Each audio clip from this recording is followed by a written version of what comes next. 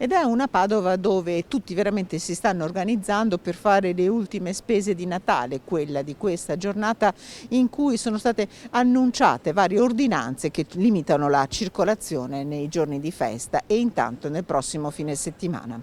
Pacchi e pacchetti, borse e borsette, un centro che pullula di acquisti in questo giovedì prima delle chiusure. L'ordinanza della Regione Veneto e del sindaco di Padova è conosciuta da tutti e considerata inevitabile anche dalle categorie economiche.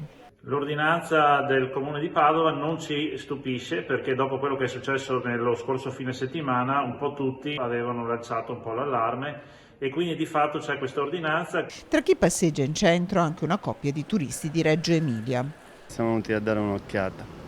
D'accordo anche loro con le chiusure, come i padovani. No, benissimo, perché la salute è la prima cosa e qua si rischia molto e quindi sono perfettamente d'accordo. Siamo stati avvertiti in tempo per cui ognuno adesso sa come comportarsi. Essendo padovana io le spese le faccio prima e sabato e domenica faccio l'albero, il presepe, buonanotte a tutti. Dovevano pensarci ancora ad agosto comunque, quando si era a un punto che le persone, c'era già una crisi ad agosto, potevano chiudere allora, non adesso. Purtroppo ci sono dei sacrifici da fare, li faremo, saranno delle feste particolari, pazienza, speriamo che passi presto.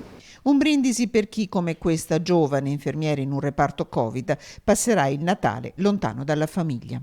Sarà difficile, ma appunto meglio per la mia famiglia che rimanga qui. Come si vive in questi giorni, visto che lei appunto lo sta vivendo proprio in prima linea?